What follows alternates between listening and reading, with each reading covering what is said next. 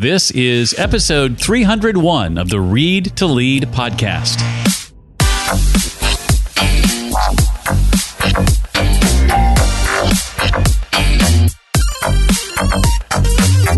Approach social media from a customer service point of view. So what I mean is don't just hire employees who know what Instagram is and know what all these things are. That's not a good enough reason to put them on the social media response team. Hey there, it's the Read to Lead podcast. So glad you're here. My name is Jeff, and it's the podcast that's dedicated to your personal and your professional growth. And one of the best ways to foster that growth, I believe, is with intentional and consistent reading. That's why each and every week I sit down with a successful and inspiring author, and we dig into his or her latest book and their unique insights on leadership, marketing and sales, jobs and career, entrepreneurship, and a lot more. It's company culture and customer service getting the focus today as we sit down with Micah Solomon, author of the book Ignore Your Customers and They'll Go Away, the simple playbook for delivering the ultimate customer service experience. I'll be asking Micah to share the steps you can take today to begin turning around your company culture, what to watch out for when leveraging technology to create a better customer experience, and a lot more. By the way, you can find out more about Micah at micahsolomon.com. I'll spell that for you just in case. MicahSolomon.com. And also email him directly if you want to find out more about how he can help your company, Micah at micahsolomon.com. Micah Solomon is one of the world's leading authorities on customer service, the customer experience, consumer trends, hospitality, and company culture. He is a consultant. He's a keynote speaker, trainer, and training designer in these subjects, and the author of several books, one of which, fortunately for you, we're going to dive into today.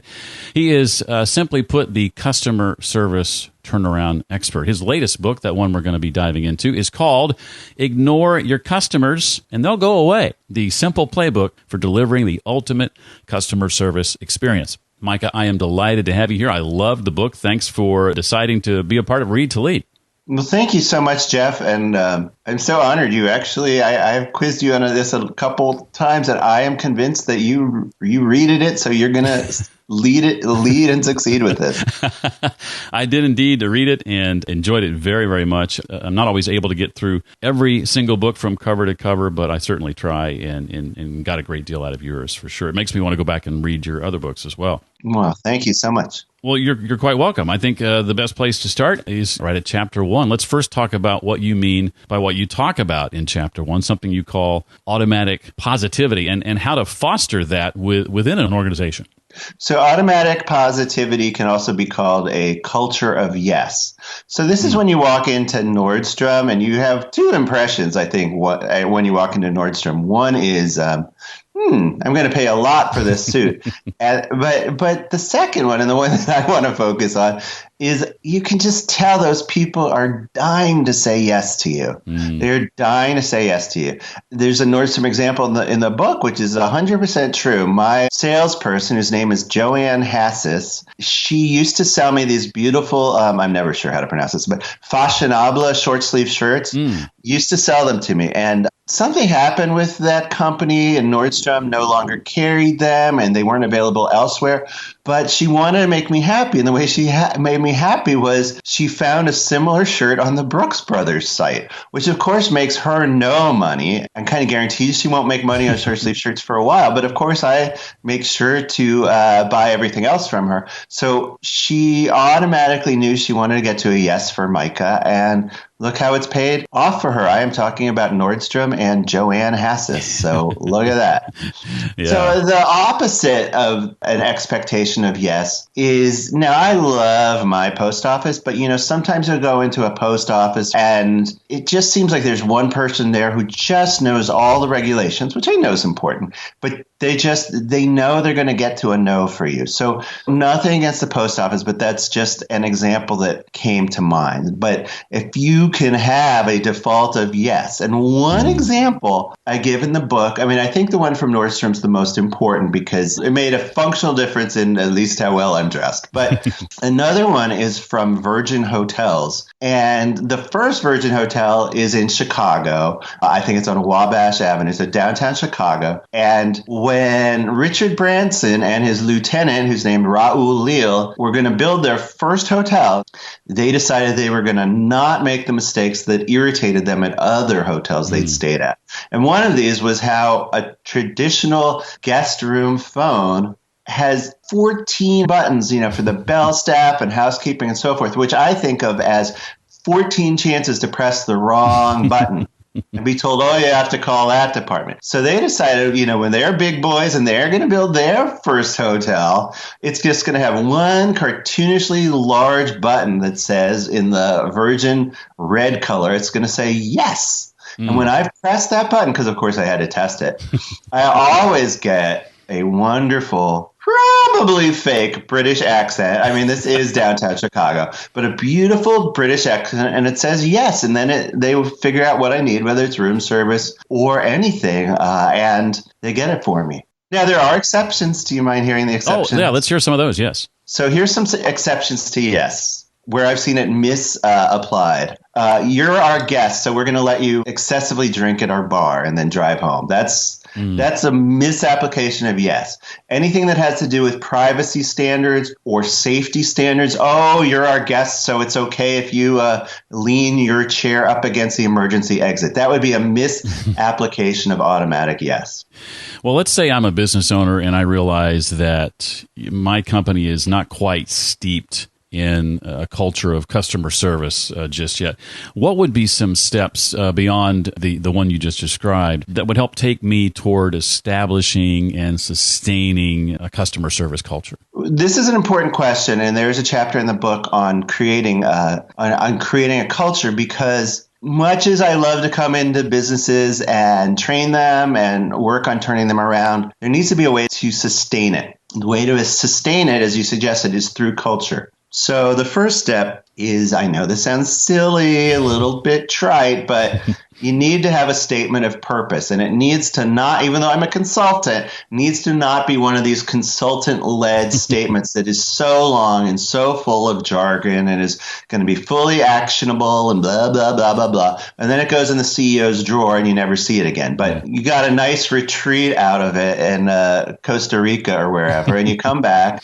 No one ever thinks about that statement of purpose again. What you want is a statement of purpose that is short enough to be memorable and long enough to be meaningful. So one of the best ones ever written, it's one of the best ones historically ever, is the Ritz-Carlton, and it is, we are ladies and gentlemen serving ladies and gentlemen. So it's an expectation of how we are going to act and how our guests are going to act. An even simpler one, which is only 7 words, and only one of the words is more than one syllable, is the one that guides Mayo Clinic. So Mayo Clinic is the place. You don't necessarily want to go there, though I've gone there and it was lovely, but you don't want to go there, but you want to know it's there, because when something's really serious, you want to go to Mayo Clinic. And people come from all over the world to go there. So the statement of purpose that guides the Mayo Clinic is 7 words. The needs of the patient come first. So once you have a statement of purpose that is really meaningful, then you go from there. So what does Mayo do? They make sure that everyone understands that the needs of the patient trump everything, including, and this is really hard for organizations, hierarchy. So if you're a housekeeper, or what we used to call an orderly, and you see a patient's partner or parent or kid who looks distressed or even distraught, you are empowered to go find out what's going on. They tell you, well, I don't think the treatment's progressing the way we were told it was. And you're empowered to say, absolutely, I can help you with that, sir or ma'am.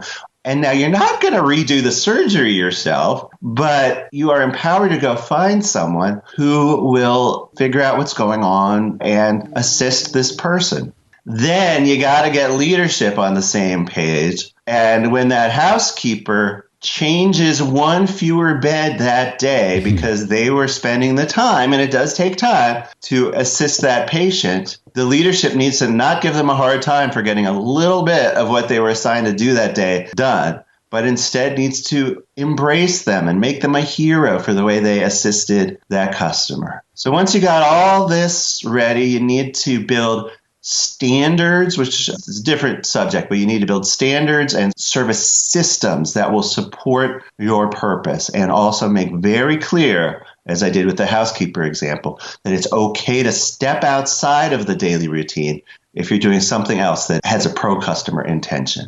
So you get all this right, and then how do you sustain it? Well, there are some sustaining systems that can help. The one the Ritz-Carlton Hotel Company uses is one of the best, and it is a combination of a very short piece of collateral that has their key principles on it and a daily, very brief meeting where one of their service principles is discussed. So that is a way to sustain it. The ultimate way to sustain it, though, is to count on what I call positive peer pressure. So once you start to get things right in your culture and you start to hire based in part on cultural principles, and you have leadership speaking about these principles, then positive peer pressure will step in. When you go into an Apple store and all these people are so excited about the products and so excited about serving you, it's partly because they were hired properly, it's partly because they were trained properly, but it's also partly because they feed on each other. It's understood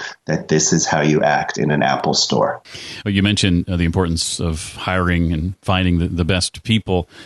Talk about the self-serving bias you mentioned in Chapter 3 that those hiring these folks need to be careful of. Self-serving bias, it's a term which relates to the tendency of all of us to think we are above average. You know, it's not just Garrison Keillor's Lake Wobegon children there.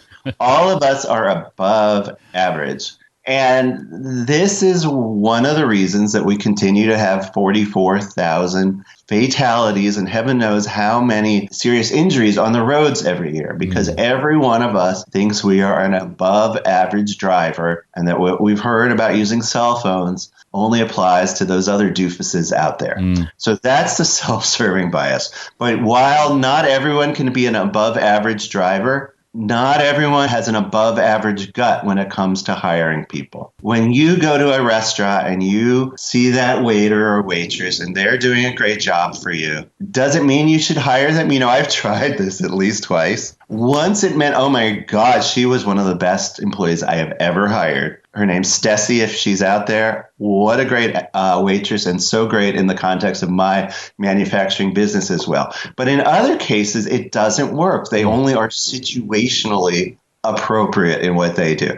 So this is the self-serving bias. We all have a gut. And when people come into interviews, then it gets even worse. If you trust yourself and what you see in an interview, odds are extremely good. All you're seeing is someone who interviews very well. And you also get into racial bias and cultural bias in interviews. Unfortunately, we tend to hire people who are like us, who match a vision we have of ourselves as a younger person. It's a real problem. So what you want to do instead to get away from the self-serving bias is to bring science into the hiring process.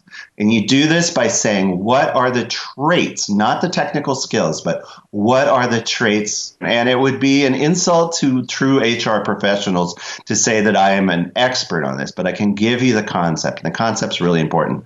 Stop hiring only for technical reasons. In most positions, what you mostly need are a set of personality traits. The best way to hire for these personality traits is to engage one of these really serious companies that will help you with this. And I mentioned in the book a company called HumanX, HUMANEX. Another famous one is Talent Plus, or the Ritz-Carlton. Maybe they don't use them anymore, but for a long time, the Ritz-Carlton used Talent Plus. I think they also use, at least for their surveys, they use Gallup. So these are serious companies that will do this for you. If you can afford it, it's a great way to go. Now, if you can't afford it, let me just give you my rule of thumb, or actually it's a rule of hand, I guess, because it's 5 principles.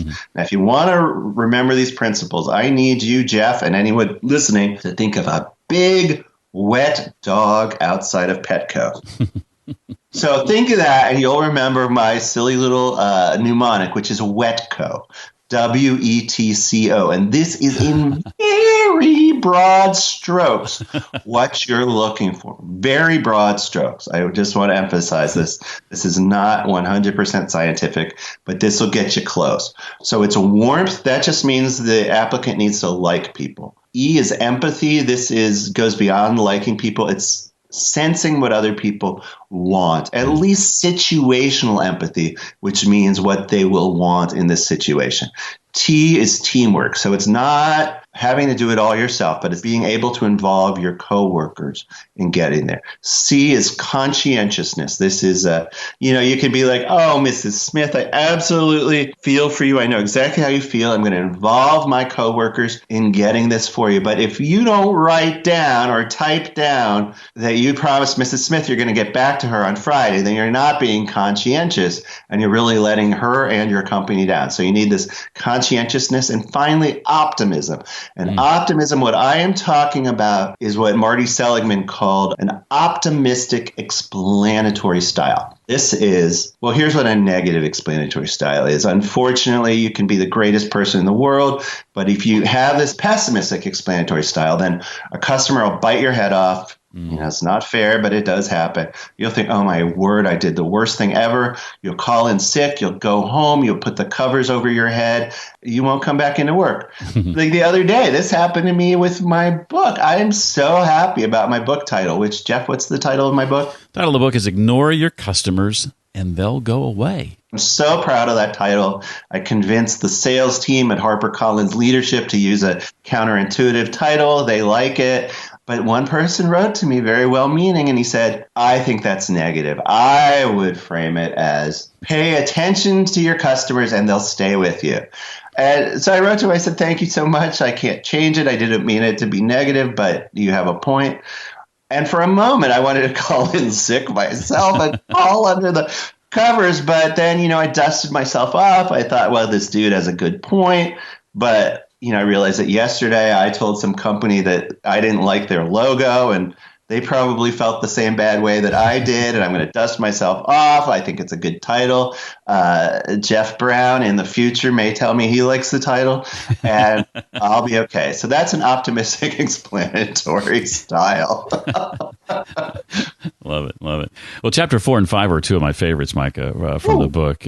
Chapter 4, Micah gets into wow experiences. Chapter 5, he challenges you as a business owner to consider working to make customer experiences what he calls cinematic and to strive for enchantment. Micah, what does that look like in the real world? Let's talk about wow experiences. So one of the things I don't look forward to telling my clients, and I am a customer service consultant known as a customer service turnaround expert, which means that a company wants me to come in and transform their service or at least refresh it. I mean, a lot of the companies I work with actually have pretty good service already because they know the value of it. So I come in and I help them move to the next level. So one of the things they find frustrating is that I will give them my tough love mantra that satisfactory customer service isn't enough. Now, satisfactory customer service is often enough as far as the customer is concerned, but if you want to become their number one go-to company rather than being a commodity, then you need to get beyond satisfactory. You need to hit them emotionally. It sounds mean, doesn't it? You need to hit them emotionally.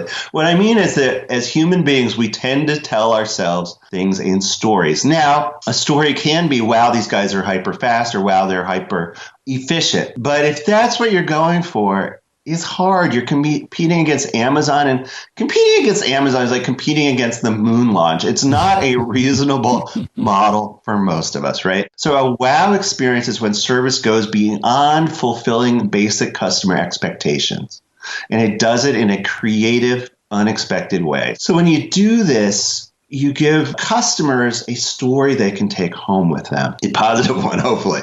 So one of the best organizations out there for doing this is the Ritz-Carlton Hotel Company. So it's not just that your key card works, which it will most of the time, right? No one's ever gotten that perfect. But what if something goes right? So here's an example in the book, and it's very elaborate. A family went to this amazing resort called Dove Mountain. It's in the Sonoran Desert in Arizona, and the Ritz-Carlton manages Dove Mountain. So this family there were two details that the Ritz-Carlton was able to wrangle out of this family when they came. Number one, they were coming because it was one of their kids' birthday that weekend. And number two, that particular kid was a big fan of The Hobbit, both the book and the movies. A big fan. So nothing special happened about either of these things until the Sunday night when it was the kid's birthday proper. And it was twilight. And the sales manager, I think it was, called them and said, would you mind coming down to the lobby just, and I'm quoting, for a minute? So they're like, oh, that's a little weird, but okay, well, I'll go down there. So they come down. Like 8 Ritz-Carlton employees are there. They lead them out of the building into the twilight, which is just beautiful in the Sonoran Desert. Things look a little more like shapes than they do actual visible objects.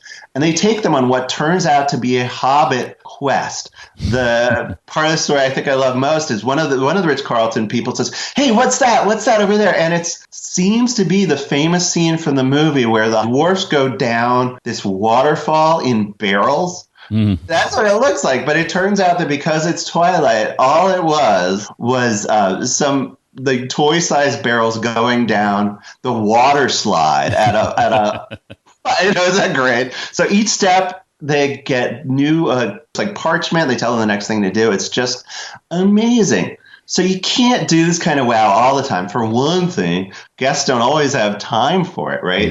This was where the Ritz-Carlton knew that they had time because they're in cahoots with their own restaurant. They can make dinner happen 15 minutes later. It's not going to be a problem. And it requires all this creativity on the part of the staff. But what it also requires is leadership that says that it's not just that you're empowered to give wow service. It's your job to find opportunities to give wow service. And that's what Hervé Umler, one of the founders of the Ritz-Carlton, and Horst Schulze, another famous founder of the Ritz-Carlton, both have been really nice about assisting with my books, they would say. So Hervé, Mr. Umler, will say over and over, it's your job to create wow.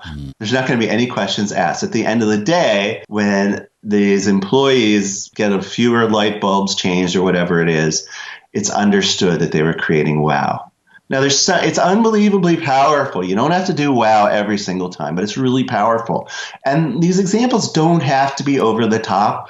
Zappos has this, I think, a little bit silly story about the 10-hour phone call.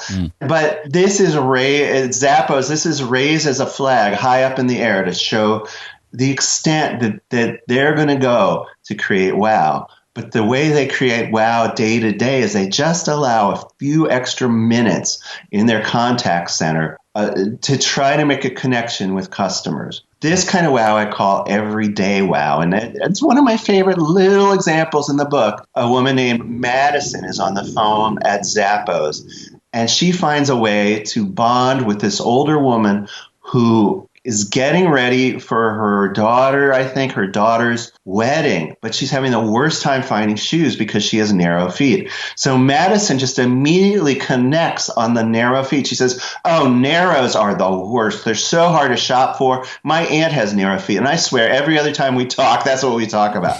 So they bond over this little thing, and then Madison reassures her, and they work together on the website, screen sharing, I believe, and she finds her some shoes that she actually likes for the wedding. So that's an example of everyday wow, and it's probably more applicable than anything else to your listeners. Well, it's safe to say that over the last dozen years, Mike, customer service has been impacted by technology and social media. What have you learned in your experience, things that we need to watch out for when it comes to leveraging technology for better customer service experience, and then just surviving and navigating social media as well?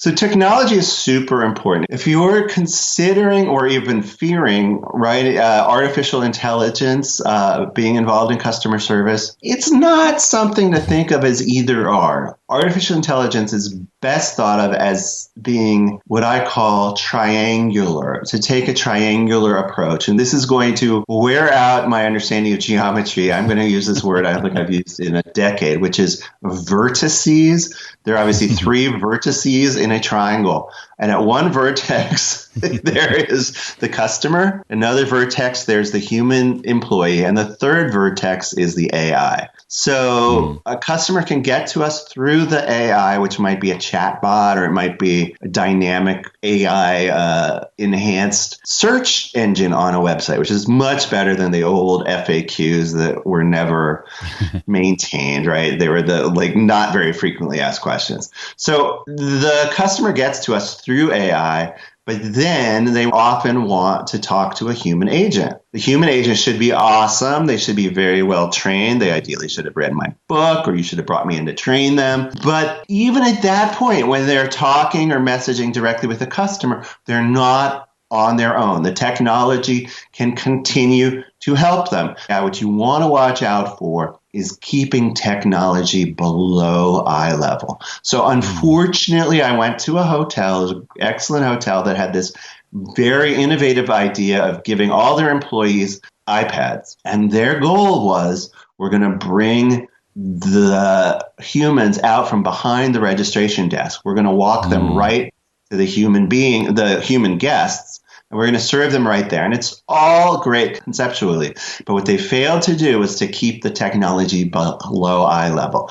These employees weren't well trained enough in using their iPads. I mean, obviously using an iPad is trivial, but in the software that was running on the iPad to keep from staring at it the whole time they were checking in the guests. So keep the technology below eye level. What's better is, rather than bringing the technology to the forefront, a better experience is a traditional hotel where the employees are extremely well trained on the tech and are able to keep it below eye level so it only positively affects the customer experience. Another thing to understand is that one human interaction may be enough to set the tone. This can obviously be negative, but can also be positive. So why do we still have bank branches? Well, you may be wondering. The reason we still have bank branches is that studies show that if a customer meets with a financial advisor or meets with the manager of their account just once, it puts a face and a voice to that account. And I've seen this happen with my own Schwab account, where I've met my financial advisor literally once, but seemed like a good fellow and his team members were great. And I don't need to drive to Orlando every time to interact with them. In fact, I'll probably never have to do that again. But now that I know them, I feel comfortable with Schwab. Zappos, you saw that on the phone. They obviously can't be talking for 23 minutes or let alone 10 hours with every customer. In fact, most customers do not order over the phone, obviously. They're a big e-commerce play. But those phone calls that they do have are enough to make the connection, and then you can let technology do the rest. I think you said social media. So here are five principles. I'm sorry these don't spell anything cute. But the first one is to approach social media from a customer service point of view. So what I mean is, don't just hire employees who know what Instagram is and know what all these things are. That's great, but that's not a good enough reason to put them on the social media response team. They should also be good, solid, well-trained customer service professionals. Number two would be, take an informal tone when you respond. No one's expecting you to sound like a lawyer. In some situations, you do actually want your responses to be legally vetted, but you shouldn't sound like a lawyer. Number three, and this might be the most important of all of them, respond immediately. I worked with an otherwise great company, except that they had in their standards, we strive to respond to everything on the internet within 48 hours. I said, 48 hours, that's interesting. When was this standard written? And they said, not too long ago, 2011. And I was like, well, okay, well, maybe in 2011 that was okay, but right now, 48 hours is 36 years in internet time. You got to respond more quickly. Even if your response is, I need to look into this issue further. Then don't bring additional negative publicity by responding aggressively or defensively to a post that you don't like. This is called the Streisand effect. It's from when Barbara Streisand sued a photographer who I had a helicopter take a picture of all of the backyards of rich people who were close to an eroding cliff in Southern California, or I guess all of California. Now, Barbara didn't care about all the other people with backyards. She cared that this person took a picture of her yard. So she sued him. He didn't respond the way she was hoping, which would be to take the picture off of his site. He responded by having T-shirts made and saying, "What's Barbara afraid of?" and promoting his cause, which was the California Coastal Erosion Project. I'm not saying he was right. I'm not saying she was right, but it is called the Streisand effect, and it's often what will happen if you're overly defensive online these days. The final principle is reach out to the source of the negative social media directly. You may want to reach out publicly. That may actually be the only way you can reach out to them at first until they follow you. But once you do that, try to switch to a private channel. You can't force the customer to do this, but if you can pull it off via direct DMs or ideally the phone, then that's a way to work everything out before you go public again. Well, I have a couple of questions, Micah, I want to get to that aren't directly related to the book. Anything else from the book you want to make sure we walk away with before I jump into that? I have put everything I know into this book, and then I've put it into the chapter summaries for those of you who don't want to read whole chapters or don't want to take your own notes. And then I even have reading group questions at the end of each chapter. And I got the idea for that because when I used to work in the corporate world, or moderate-sized business, we did have an executive reading group, and it was our book club, and so something like that would have been useful. The other thing I'm going to say that wasn't directly related to anything you brought up, consider issues of diversity and inclusion. I touched on this briefly when I told you not to hire on your gut because you're going to end up hiring people who are similar to you or to how you were when you were younger. So consider issues of diversity and inclusion. And there's 2 sections on this in the book. They're not written by me, though I was involved in soliciting them. One's written by a woman who was the first female mayor of Las Vegas. The other is written by a gentleman who's very involved in inclusion in a corporate setting. So those are just a couple of other things I would mention. Excellent. Well, what about the books that you have read, apart from the ones you've written, would you say have impacted your career? How would you describe those books, how they've impacted you? What books come to mind when you think about 2 or 3 that really stand out? A couple business books that have mattered a lot to me.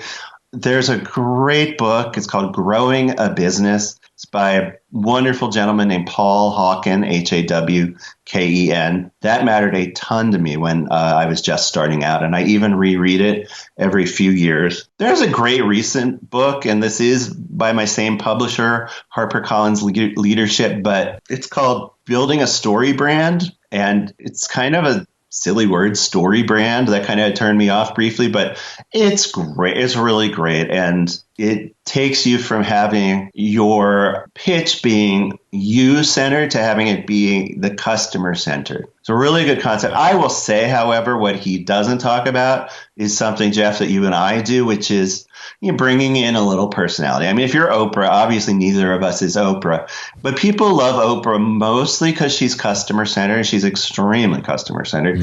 But at least 40% because she is also herself, right? She's herself. So there are certain kinds of businesses, especially smaller businesses, where you need to balance the building a story brand method with the fact that the story is partly about you. But that's a great one. Another book that is similar to mine and was very inspiring to me is Danny Meyer's Setting the Table. And he's this brilliant master of hospitality and restaurateur in New York and now internationally as well with Shake Shack. But his principles are wonderful, and it's great to hear the story of how he made it as well. But don't just read business books. I mean, one of my favorite books is In Search of Lost Time by Proust because of not just the Madeleine scene, though that's a great one, but how he looks at everything just in this way that you have to either be completely out of your mind or absolutely brilliant, or in his case, maybe both. So read books that aren't just business books as well. Well, you obviously do a lot of public speaking. We mentioned you're a keynote speaker, lead a lot of training and workshops. As someone who has had a chance to get good at that over the years, Micah, what would you say are your tips for getting good at it, for delivering a talk that's impactful? Becoming good at speaking is really difficult. It's part of it is having a personality for it, but I will tell you, you can be an introvert, or at least you can have social anxiety. And those are actually two different things. But even if you're an introvert, or if you have, and I have this, social anxiety, you can be a keynote speaker. And this is why. Just think of a professor. Professors are great public speakers. They got to be now because of ratemyprofessor.com. So they're excellent public speakers. How can they pull that off? Because everyone knows their role in a classroom. They understand that the person behind the desk is there to teach us, and I've got to say, to entertain us as well. So you have a role when you're on stage, and the audience mostly wants you to succeed. Mostly, not always.